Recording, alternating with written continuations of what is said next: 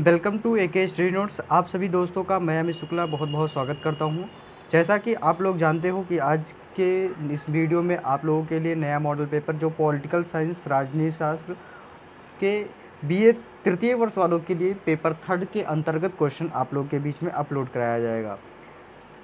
और सबसे अहम बात ये रहेगी कि जो आपका पेपर होगा उससे आपके सम्मुख और सबसे अलग मॉडल पेपर आप लोग के बीच में बताया जाएगा। तो दोस्तों बने रहे वीडियो के अंत तक, क्योंकि ऐसे मज़ेदार क्लास चलने वाली है आज की, क्योंकि इसमें आप लोगों को थोड़ा हट के क्लास मिलेगी और सबसे अच्छा क्लास मिलेगा। तो दोस्तों इस तरीके से आप लोग ज़रूर देखते रहे वीडियो को, और वीडियो को अभी तक लाइक नहीं किया है तो ज़रूर लाइक करें, चैनल को सब्सक्राइब करें और ज़्यादा से ज़्यादा वीडियो को दोस्तों में शेयर करें। तो आज की टॉपिक आपके लिए रहेगा दोस्तों पॉलिटिकल साइंस का, और सबसे बड़ी बात ये कि अंतर्राष्ट्रीय राजनीति के अंतर्गत जो क्वेश्चन आपके पेपर में पूछे जाते हैं वही क्वेश्चन आपको बताए जाएंगे। तो दोस्तों देर ना करें और बने रहें चैनल के अंत तक। तो आइए चलते हैं आपकी मॉडल पेपर की तरफ। और दोस्तों सबसे बड़ी बात ये कि आज की क्लास में आप लोगों के लिए बड़े ज़ोरदार की क्लास रहेगी और सबसे मज़ेदार क्लास रहेगी। तो दोस्तों देखना ना भूले आप अपने चैनल में पॉलिटिकल साइंस का आज का अपना टॉपिक। तो चलिए चलते हैं आपके क्लास की तरफ। इसमें आपका दे रखा है कि बीए तृतीय वर्ष राजनीति विज्ञान अंतर्राष्ट्रीय राजनीति, इसमें होगा इंटरनेशनल पॉलिटिकल्स, पेपर थर्ड आपका है political science. Most important question answer होगा आपका, मॉडल पेपर होगा 2022 और 23 के अंतर्गत। सभी प्रश्न अनिवार्य हैं, खंड आ से पूछे जाएंगे ये प्रश्न 50 शब्दों में। पहला का फर्स्ट होगा आपका, क्या अंतर्राष्ट्रीय राजनीति एक विज्ञान है? तो आइए बताते हैं। साधारण शब्दों में अंतर्राष्ट्रीय राजनीति का अर्थ है राज्यों के मध्य राजनीति करना। यदि राजनीति के अर्थ का अध्ययन करें तो ये तीन प्रमुख तत्व सामने आते हैं। पहला तो आपका है समूहों का अस्तित्व, दूसरा समूहों के बीच असहमति, तीसरा समूहों के द्वारा हितों की पूर्ति। इस आशय को यदि अंतर्राष्ट्रीय स्तर पर आकलन करें तो पहला आपका इसमें तीन तत्व प्रमुख रूप से आते हैं। जो पहला आपका आता है दोस्तों राज्यों का अस्तित्व, दूसरा राज्यों के बीच संघर्ष, तथा तीसरा आपका आता है अपने राष्ट्र हितों को पूर्ति हेतु शक्ति का प्रयोग करना। अब इसमें हम आपको बताएंगे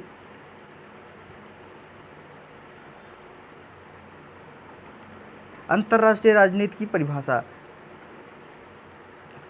अब राज्यों को ही अंतर्राष्ट्रीय राजनीति के कारक के रूप में माना गया है। यह अंतर्राष्ट्रीय राजनीति के स्वरूप तक है।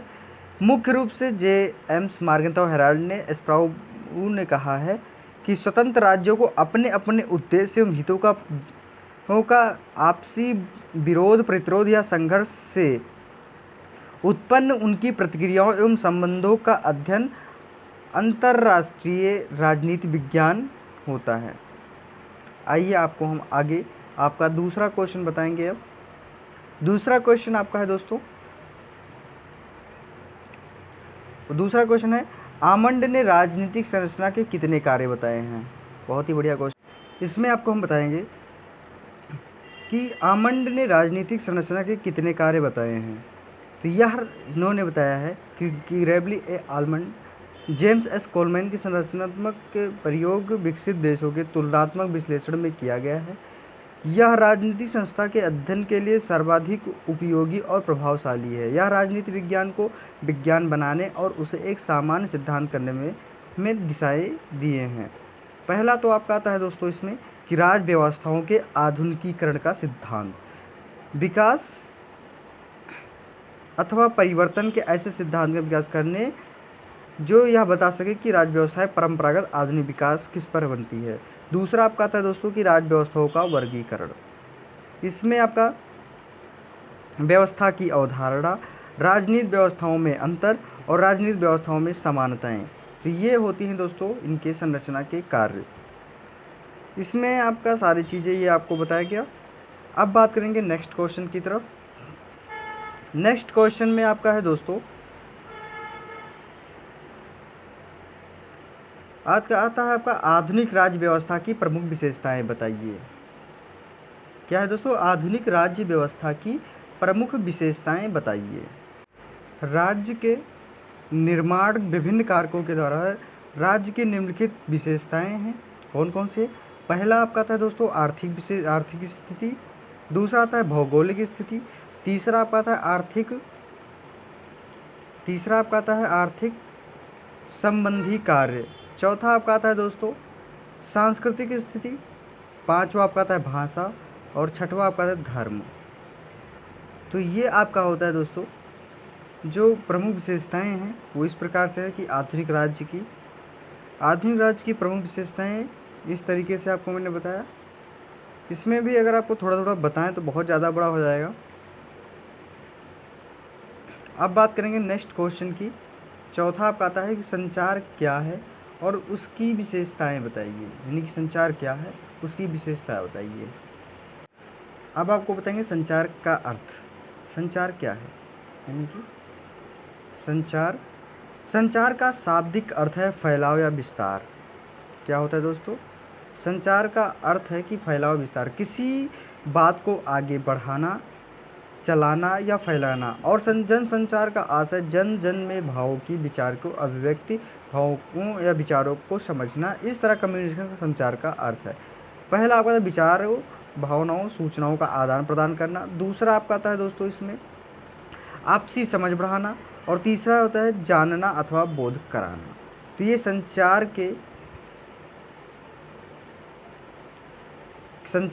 का अर्थ हो गया। अब इसकी विशेषता आप लोग को बताएंगे, इसकी विशेषता क्या है।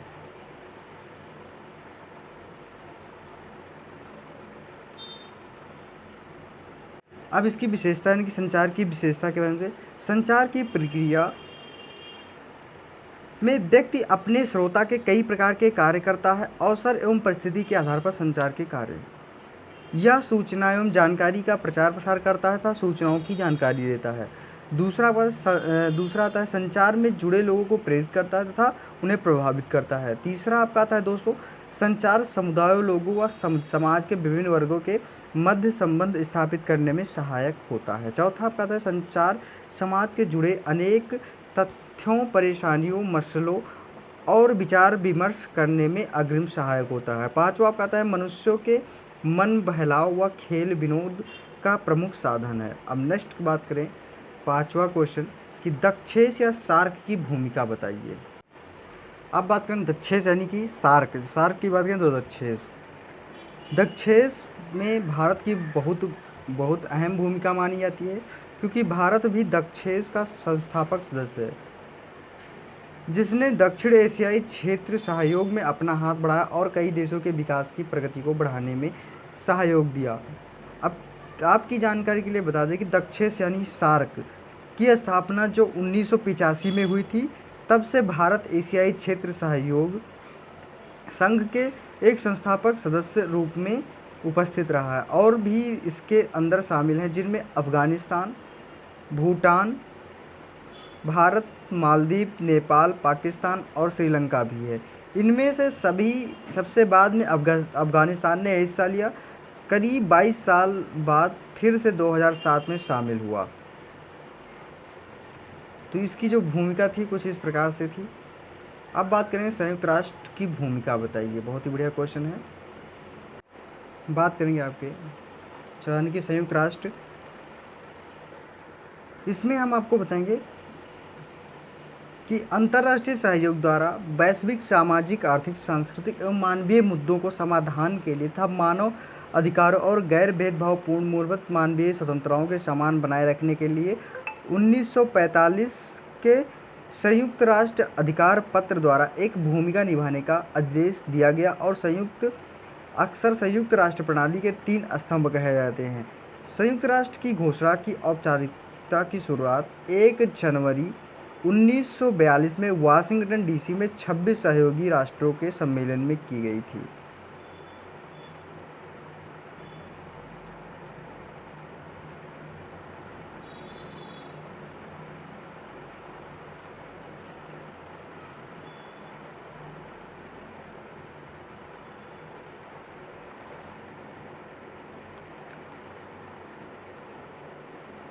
इनका इरादा द्वितीय विश्व युद्ध के समाप्ति के पश्चात आने वाले शांति को बचाए और बनाए रखने के लिए संयुक्त राष्ट्र के व्यापक ढांचे के अंतर्गत वैश्विक संरचनाओं के निर्माण करने का था।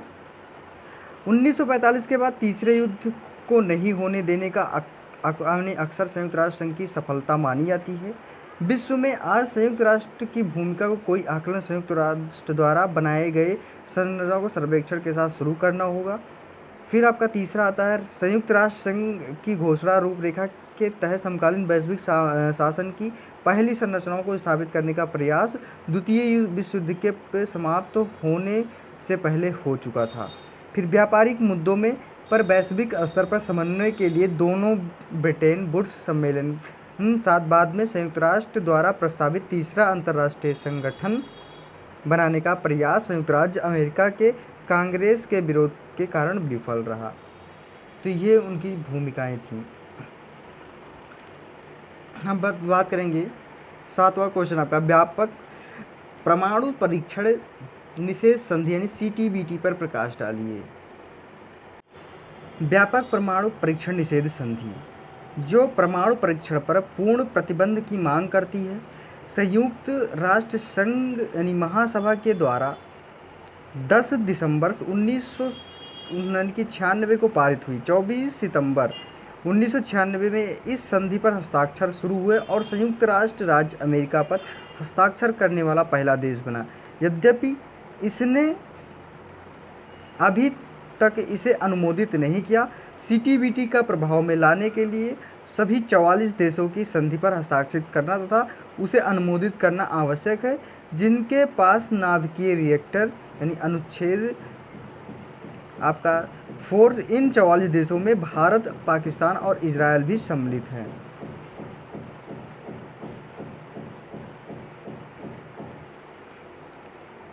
इस तरीके से आपको कि मई 1995 में NPT के अस्थायी अनिश्चित विस्तार के बाद कुछ सदस्यों विशेषकर भारत ने CTBT पर हस्ताक्षर पूर्ण रूप से निरस्त्रीकरण की समयबद्ध योजना के साथ जोड़ दिया गया। तो इस तरीके से आपका हुआ कि CTBT का जो प्रकाश यानी कि निषेध संधि था उसके बारे में बताया दोस्तों आप लोगों को।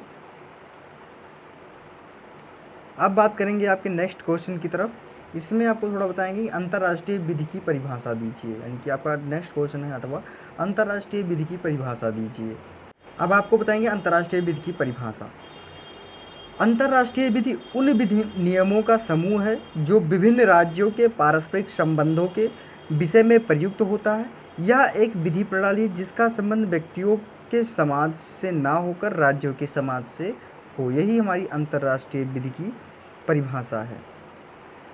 अगर दूसरे शब्दों में बात करें तो अंतर्राष्ट्रीय विधि किसी देश के अपने कानून से इस अर्थ से भिन्न है कि अंतर्राष्ट्रीय विधि दो देशों के संबंध के लागू होता है और न कि दो या दो से अधिक नागरिकों के बीच होता है। इसमें आपको थोड़ा अलग तरीके से बताएंगे कि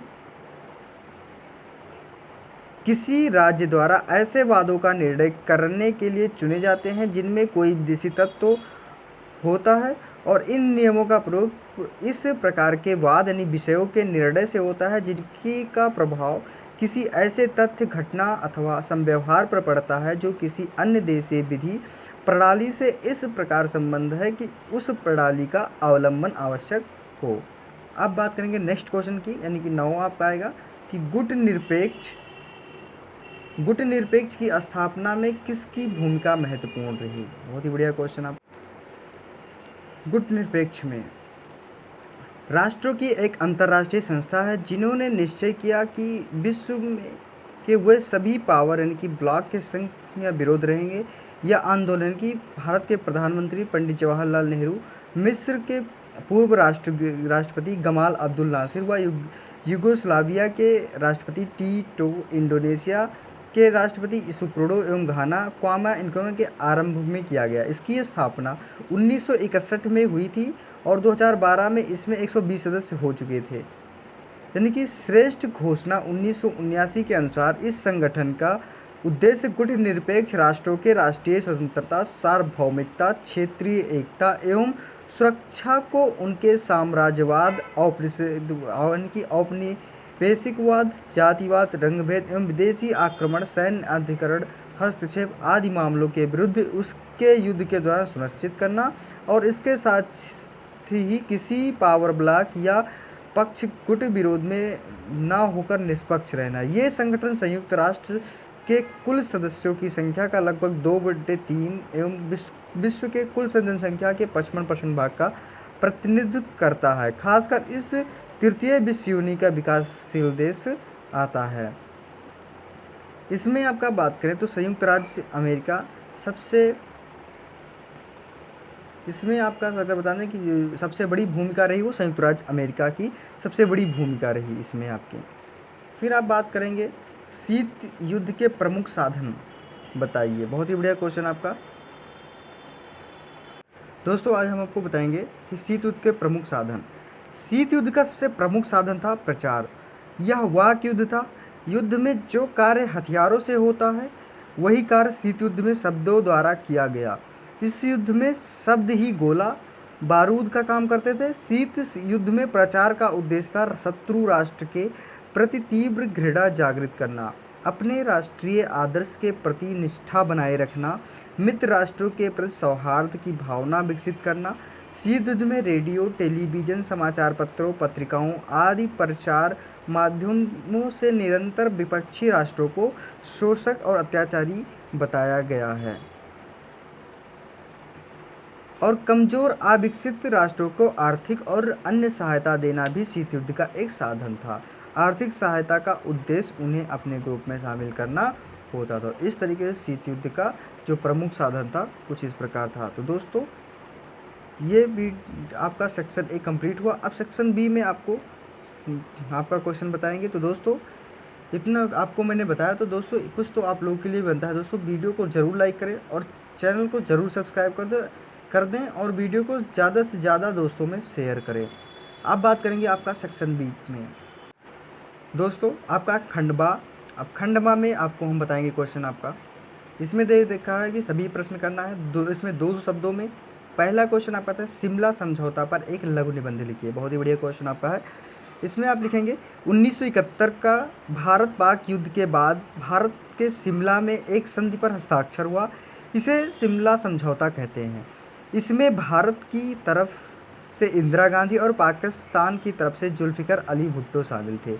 यह समझौता भारत के पाकिस्तान के बीच दिसंबर 1971 में हुई लड़ाई के बाद किया गया था, जिनमें पाकिस्तान के 90,000 से अधिक सैनिकों ने अपने लेफ्टिनेंट जनरल नियाजी के नेतृत्व में भारतीय सेना के सामने आत्मसमर्पण किया था और तत्कालीन पूर्वी पाकिस्तान बांग्लादेश के रूप में पाकिस्तान शासन से मुक्त प्राप्त हुई थी। यह समझौता करने के लिए पाकिस्तान के तत्कालीन प्रधानमंत्री जुल्फिकार अली भुट्टो अपने पुत्री बेनजीर भुट्टो के साथ 28 जून 1972 को शिमला पधारे और ये वही भुट्टो थे जिन्होंने घास की रोटी खाकर भी भारत से हजारों वर्ष तक युद्ध करने की कस्में खाई थी।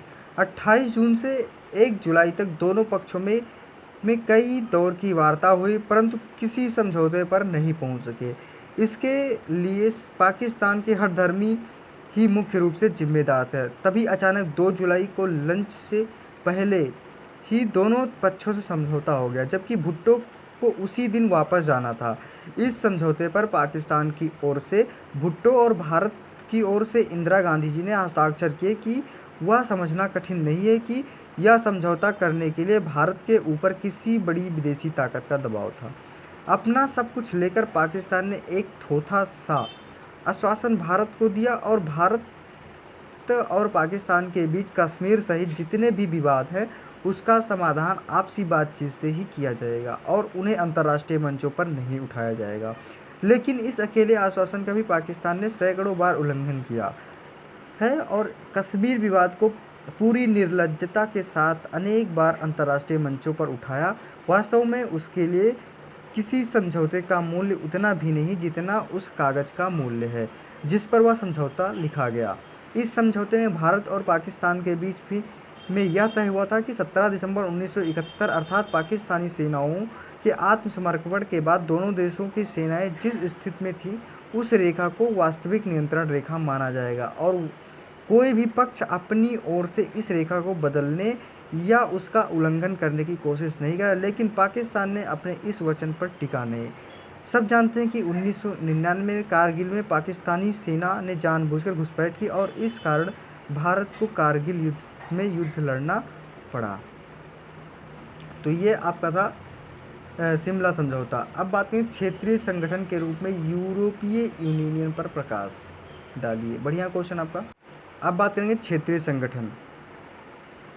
जब किसी क्षेत्र स्थित देश अपने कुछ विशेष उद्देश्यों का ध्यान में रखते हुए किसी संगठन का निर्माण कर लेते हैं तो ऐसे संगठन को ही क्षेत्रीय संगठन कहा जाता है। क्षेत्रीय संगठन जैसे यूरोपीय संघ, आसियान, सार्क, यह सब क्षेत्रीय संगठन के अंतर्गत आते हैं।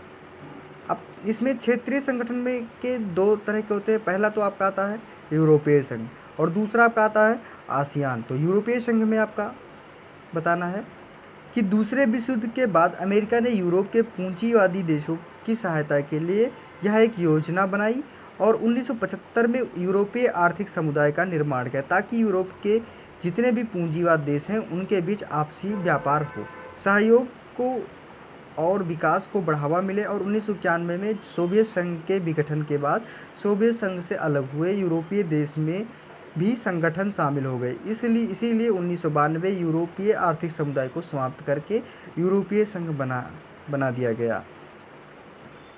उसके बाद में फिर आपको यहाँ पे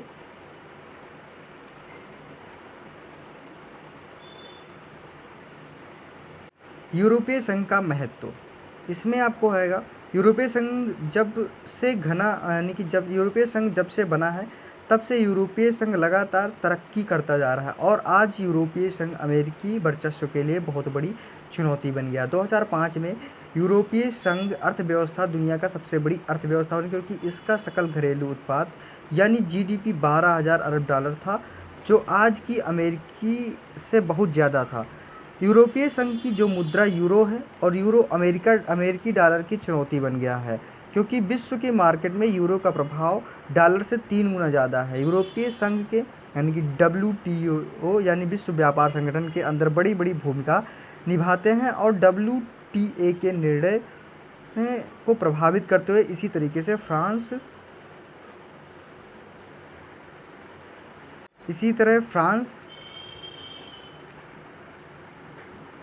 के UN सुरक्षा परिषद के अंदर अस्थायी सदस्यता मिली हुई है। यूरोपीय संघ UN के अंदर भी बहुत बड़ी भूमिका निभाते हैं।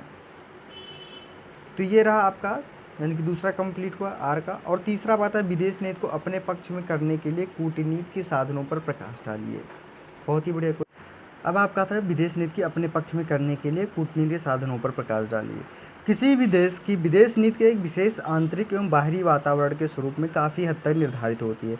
इसके अतिरिक्त उसका इतिहास, विरासत, व्यक्तित्व, विचारधाराएं, विभिन्न संरचना आदि का प्रभाव उस रूप से स्पष्ट पड़ता है। भारतीय विदेश नीति के प्रमुख लक्ष्यों का निर्धारण, सिद्धांतों के प्रतिपादन से बहुमुखी तत्वों का योगदान रहा है। भारत के विदेश नीति के समझ एवं आकलन भारतीय राष्ट्रीय कांग्रेस स्वाधीनता संग्राम के इतिहास पर प्रकाश डालना अति आवश्यक है। इस काल में होने वाले घटनाक्रमों के आधार पर ही स्वतंत्रता भारत के विदेश नीति के विकास हुआ। स्वतंत्रता विकास इतिहास के नीति जुड़े यानी उन प्रस्तावों व नीतियों में ढूंढी जा सकती है जो भारतीय राष्ट्रीय कांग्रेस ने अपनी स्थापना के पश्चात 62 वर्षों यानी 1895 से 1947 ईस्वी में महत्वपूर्ण विदेश नीति के विषयों में अपनाई थी। अब जो विदेश नीति के मुख्य उद्देश्य थे वो आपको बताएंगे। इसमें पहला आपका था अंतर्राष्ट्रीय शांति और सुरक्षा के लिए प्रत्येक संभव प्रयत्न करना। दूसरा, अंतर्राष्ट्रीय विवादों द्वारा निपटाए जाने की नीति को प्रोत्साहन देना। तीसरा आपका था सभी राज्यों और राष्ट्रों के बीच परस्पर सम्मानपूर्ण संबंध बनाए रखना। फिर आपका आता है उपनिवेश का कठोर विरोध करना, चाहे वह किसी भी रूप में हो। फिर आपका आता है सभी प्रकार का साम्राज्यवादी भावनाओं को विरोध करना। नेक्स्ट आपका था उन देशों की जनता का सक्रिय सहायता करना जो उपनिवेशवाद और जातिवाद और साम्राज्य से पीड़ित हों।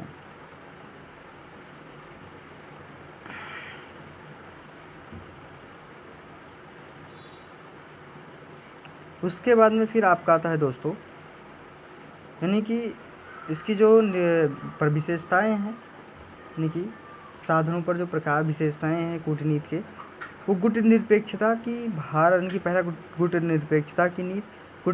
गुटनिरपेक्षता की नीति भारत की विदेश नीति की सबसे महत्वपूर्ण पहलू एवं केंद्र बिंदु। इसकी घोषणा स्वतंत्रता से पूर्व एवं अंतरिम सरकार के उपाध्यक्ष के रूप में जवाहरलाल नेहरू ने प्रथम रेडियो भाषण के रूप में 7 सितंबर 1946 में कर दी गई थी। पहला आपका आता है कि किसी गुटनिरपेक्ष में शामिल होकर अकारण ही भारत में विश्व में तनाव की स्थिति पैदा करना उपयुक्त नहीं मानता है। दूसरा आपका आता है दोस्तों कि भारत में अपने विचार को स्वाधीनता बनाए रखना चाहता है और उसकी गुट यानी कि विशेष अपना नाम लिया तो उसे गुट नेताओं को दृष्टिकोण अपनाना पड़ेगा। फिर उसके बाद में आपका आता है दोस्तों इसमें कि मैत्री और सह अस्तित्व की नीति। फिर आता है साधनों की पवित्रता की नीति। फिर आता है आपका नेक्स्ट साम्राज्य और उपनिवेश का विरोध। फिर छठवां रंग भेद का विरोध। फिर निशस्त्रीकरण का समर्थन। फिर संयुक्त राष्ट्र संघ की आस्था। तो इस तरीके से आपका जो विदेश नीति था उसके बारे में बताया आपको। अब नेक्स्ट क्वेश्चन की तरफ रुख करते हैं। इसमें हम बताएंगे अब नेक्स्ट क्वेश्चन में, इसमें आपको कुछ चीज़ें बताई जाएंगी। नाटो पैक्ट उत्तरी अटलांटिक संधि संगठन, इसको कहते हैं नॉर्थ अटलांटिक ट्रीटी ऑर्गेनाइजेशन, एक सैन्य संगठन है जिसकी स्थापना 4 अप्रैल 1949 को हुई। उसका मुख्यालय जो है वो ब्रुसेल्स यानी बेल्जियम में है। संगठन ने सामूहिक सुरक्षा की व्यवस्था बनाई है जिसके अंतर्गत सदस्य राज्य बाहरी आक्रमण की स्थिति सहयोग करने के लिए सहमत होंगे। इसकी सदस्यता 30 राज्य यानी कि प्रमुख देशी संगठन का भाग नहीं थे, यानी कि 30 राज्य नहीं थे। और उसके बाद में अब आपका आता है Warsaw pact.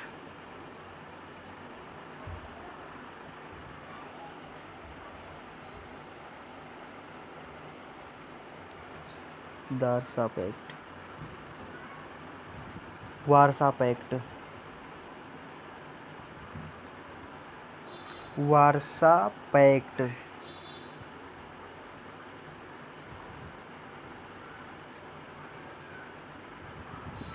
Warsaw pact, Vaishali Warsaw pact,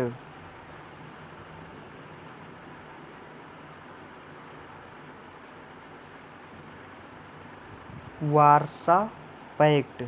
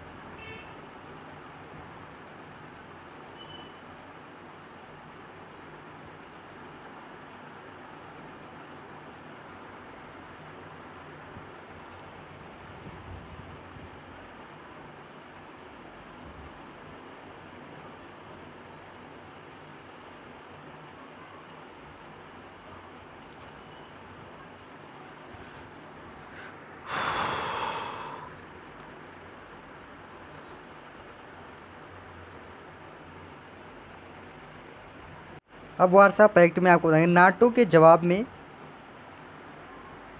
Soviet संघ के नेतृत्व में पूर्वी यूरोप के देशों के संगठन सन 1955 में वार्सा संधि की इससे देश सम्मिलित हुए जो सोवियत संघ, पोलैंड, पूर्वी जर्मनी, चेकोस्लोवाकिया, हंगरी, रोमानिया और बुल्गारिया। इसके मुख्य काम था नाटो में शामिल देशों के यूरोप में मुकाबला करना।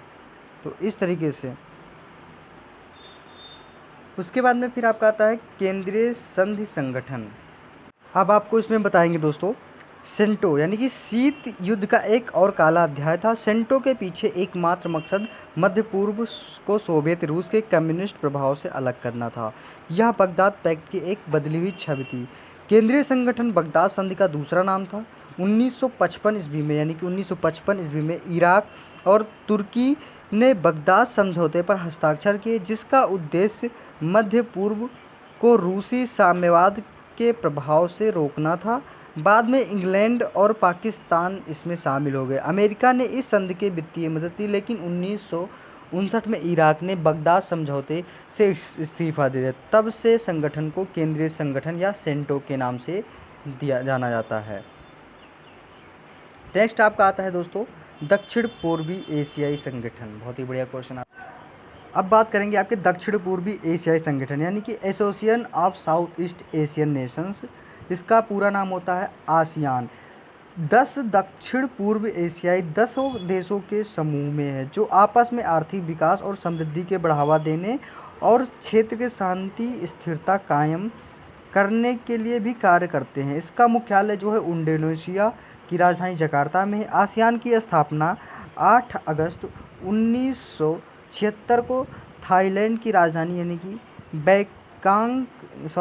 1967 को थाईलैंड की राजधानी बैंकॉक में की गई थी। इसकी संस्थापक सदस्य थाईलैंड, इंडोनेशिया, मलेशिया, फिलीपींस और सिंगापुर थे। तो इस तरीके से दोस्तों आपका था दक्षिण पूर्व एशियाई। अब आपका नेक्स्ट क्वेश्चन है अंतर्राष्ट्रीय राजनीति में तनाव शैथिल्य की प्रमुख घटनाओं का वर्णन कीजिए। इसमें हम आपको बताएंगे कि 1962 में क्यूबा के संकट के बाद संयुक्त राष्ट्र अमेरिका और सोवियत संघ के व्यवहार में आए परिवर्तनों को यानी कि तनाव शैथिल्य सिद्धांत का नाम दिया जाता है। क्यूबा संकट के बाद शीत युद्ध वातावरण के कुछ नरमी आई और दोनों गुटों के मध्य व्याप्त तनाव की भावना सौहार्दपूर्ण व मित्रता की भावना से बदलने के आसार दिखाई देने लग गए। इससे दोनों देशों के मध्य मधुर संबंधों की शुरुआत होने के लक्षण प्रकट होने लगे। दितांत ने शीत युद्ध में पुराने अंतर्राष्ट्रीय संबंधों को परिदृश्य बदलने लगा और विश्व में शांतिपूर्ण वातावरण का जन्म हुआ। इससे संयुक्त राष्ट्र संघ की भूमिका में वृद्धि हुई और परमाणु युद्ध के आतंक से छुटकारा मिला। ऑक्सफोर्ड इंग्लिश डिक्शनरी में दो राज्यों के तनावपूर्ण संबंधों की समाप्ति को हम दितांत कहा गया है। इस शांतिपूर्ण अस्तित्व भी कहा जाता है कि दितांत फ्रेंच भाषा में, जिसका अर्थ है तनाव में शिथिलता यानी कि रिलैक्सेशन ऑफ टेंशंस। अंतर्राष्ट्रीय संबंधों में प्रायः उसका प्रयोग अमेरिका और सोवियत संघ के बीच में द्वितीय विश्व युद्ध के बाद व्याप्त तनाव में कमी और उनमें बढ़ने वाले सहयोग व शांतिपूर्ण सह अस्तित्व की भावना में किया जाता है। तनाव शिथिलता के कारण कैसे कैसे थे? पहला तो आपका आता है आर्थिक विकास, दूसरा आपका आता है परमाणु युद्ध का भय। यानी कि आर्थिक विकास में आपको क्या मिलेंगे कि क्यूबा मिसाइल संकट के दोनों सबक दिया और वो परस्पर उलझकर अर्थव्यवस्था को पतन की ओर धकेल रही हैं।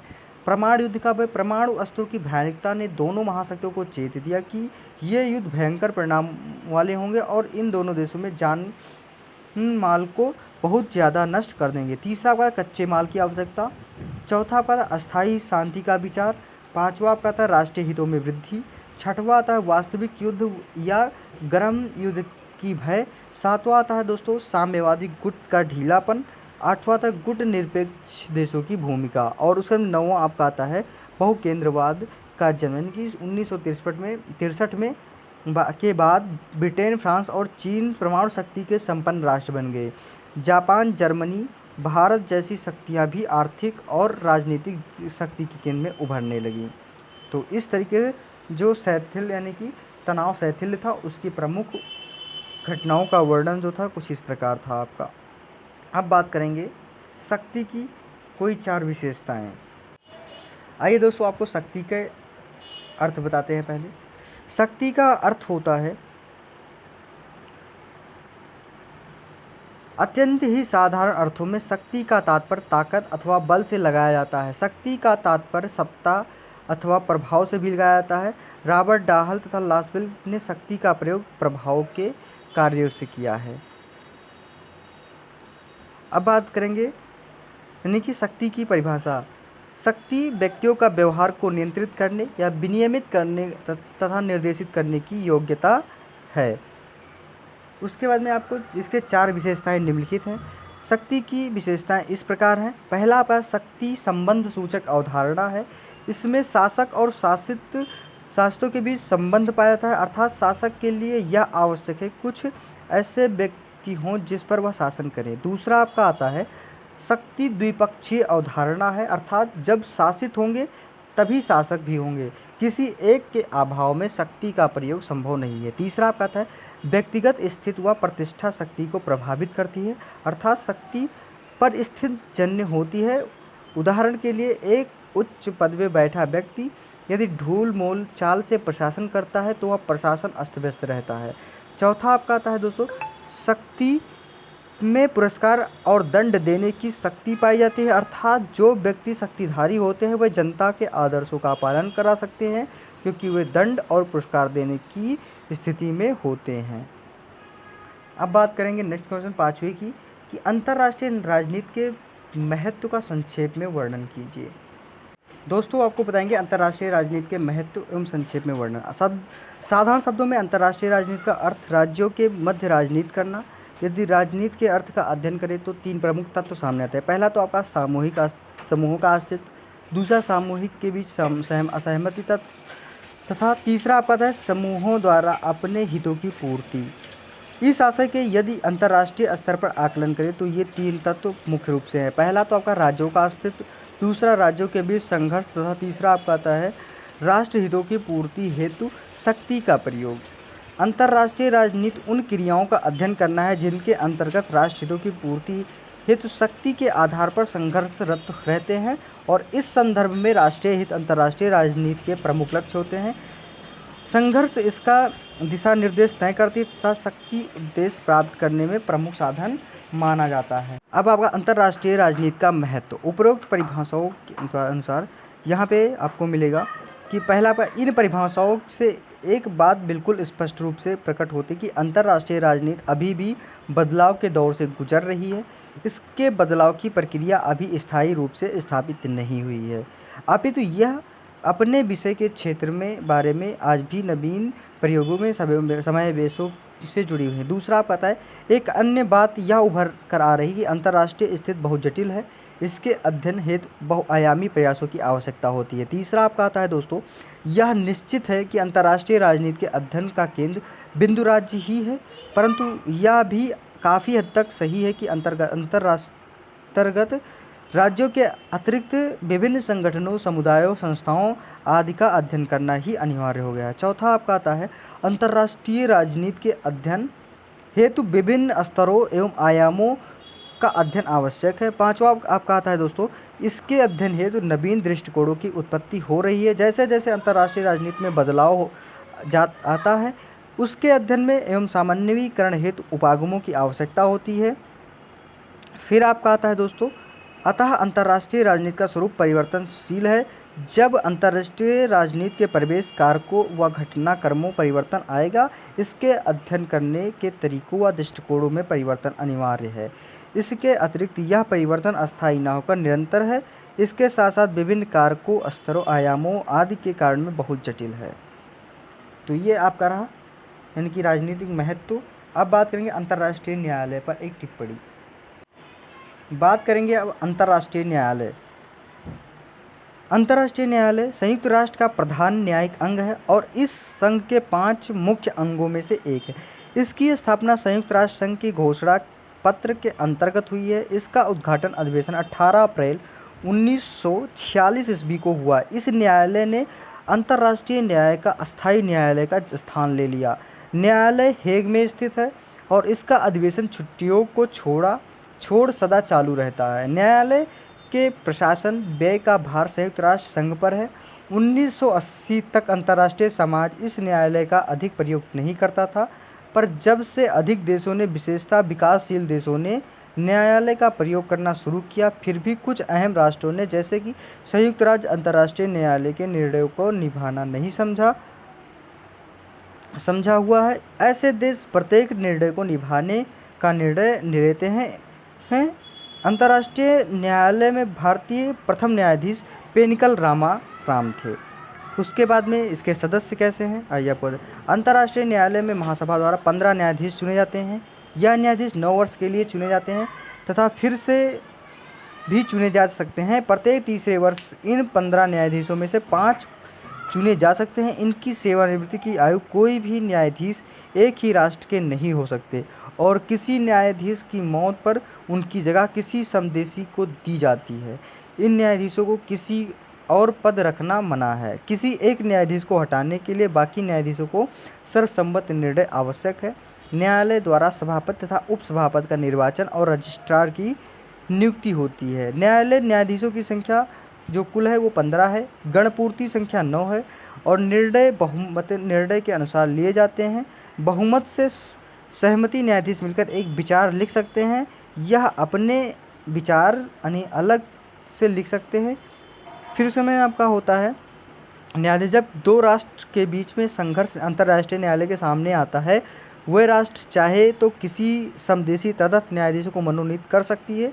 इस प्रक्रिया का कारण था कि वह जो न्यायालय में प्रतिनिधित्व नहीं है, भी संघर्षों का न्याय अंतर्राष्ट्रीय न्यायालय को देने के लिए है। अंतर्राष्ट्रीय आवास के क्षेत्राधिकार कैसे है। अंतर्राष्ट्रीय न्यायालय यानी संविध में सम्मिलित समस्त राष्ट्र अंतर्राष्ट्रीय न्यायालय में वाद प्रस्तुत कर सकते हैं।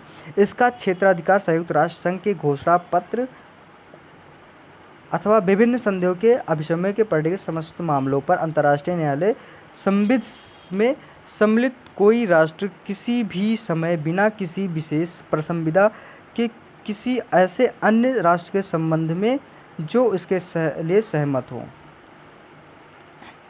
यह घोषित कर सकता है कि उच्च न्याय क्षेत्र अनिवार्य रूप से स्वीकार करता है।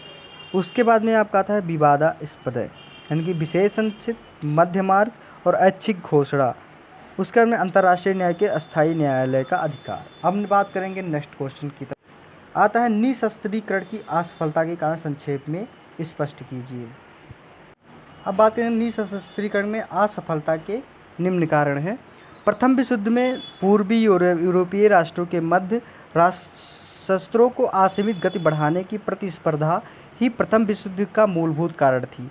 इस होड़ ने यूरोप में एक भयानक सैनिकवादी प्रवृत्ति का उत्पन्न किया, जिसे युद्ध की विस्फोटक परिस्थितियाँ पैदा की। प्रथम विश्व युद्ध के दौरान ही यह निश्चित हो गया था कि राष्ट्रों के मध्य शस्त्रार्थों में वृद्धि का होड़ को रोकना होगा और निशस्त्रीकरण की दिशा में ठोस कदम उठाने ही होंगे। अमेरिकी राष्ट्रपति विल्सन के 14 सूत्रों के चौथे सूत्र में यह बात कही गई थी कि इस बात की पर्याप्त गारंटी होनी चाहिए कि राष्ट्रीय सुरक्षा को ध्यान रखते हुए राष्ट्रों के सशस्त्र कम से कम किए जाएं और राष्ट्र संघ के विधान की 8वीं धारा द्वारा राष्ट्र संघ के सदस्यों ने यह स्वीकार किया था कि राष्ट्रीय सुरक्षा को ध्यान रखते हुए किसी भी राष्ट्र को शस्त्रार्थ में न्यूनतम सीमा निर्धारित करने की शांति बनाए रखने के लिए आवश्यक है। दिसंबर 1925 में राष्ट्र संघ के काउंसिल ने एक निशस्त्रीकरण सम्मेलन में प्रारंभिक आयोग की नियुक्ति की और आयोग की निशस्त्रीकरण की समस्या का अध्ययन करके सिफारिशों के एक प्रारूप कार्य करने की दिया गया था और उस प्रारूप के आधार पर एक व्यापक निशस्त्रीकरण सम्मेलन पर विचार हो सके। अब इसमें आपका इस सम्मेलन में जो असफलता के मूल कारण थे वो आपको बताएंगे। यह सम्मेलन फ्रांस की सुरक्षा की मांग और जर्मनी की समानता के दावे समन्वय करने के पूर्णतः असफल रहा। इन राष्ट्रों के निजी हेतु सम्मेलन भारी पड़े। इस सम्मेलन की असफलता का दूसरा कारण युद्ध संबंधी मनोवृत्ति में मौलिक मतभेद था। कुछ राज्य शांति के समर्थक थे और कुछ युद्ध के निवारण के लिए निशस्त्रीकरण का परमावश्यक मानते थे, जबकि फासिस्ट इटली और नाज़ी जर्मनी मानव जाति के विकास के लिए युद्ध को आवश्यक मानते थे। ऐसे विरोधी मनोवृत्ति सम्मेलन की असफलता के केंद्र में थे। फिर आपका आता है नेक्स्ट तीसरा, सम्मेलन को विफल बनाने में हथियार यानी व्यापार करने वाले व्यवसायी की बड़ी भूमिका थी। अपने व्यवसाय के हितार्थ ऐसे व्यवसायिक ने अपने प्रतिनिधि सम्मेलन को असफल बनाने के लिए भेज रखे थे। इस प्रकार विभिन्न विपरीत शक्तियों, मनोवृत्तियों एवं प्रतिरोधी को शक्तिशाली लहरों को थपेड़ों से निशस्त्रीकरण का जहाज सफर से पहले ही टूटकर बिखर गया। अब बात करेंगे नेक्स्ट क्वेश्चन आपका आता है न्याय परिषद के प्रमुख उद्देश्य संक्षेप में स्पष्ट कीजिए। बहुत ही बढ़िया क्वेश्चन। अब बात करेंगे आपके नेक्स्ट क्वेश्चन यानी कि परिषद के क्या उद्देश्य है। एक अंतर्राष्ट्रीय न्याय व्यवस्था की स्थापना के लिए चार्टर ने न्याय परिषद की स्थापना संयुक्त राष्ट्र संघ के एक प्रधान अंग के रूप में की और इस न्याय अवस्था के अंतर्गत न्याय प्रदेशों के प्रशासन के परीक्षण के कार्य भारत सौंपा गया। न्याय प्रदेशों के निवासित को उन्नति को बढ़ावा देना और उनका स्वशासन एवं आत्मनिर्भरता की दिशा में प्रगतिशील विकास करना इस व्यवस्था के प्रमुख उद्देश्य हैं।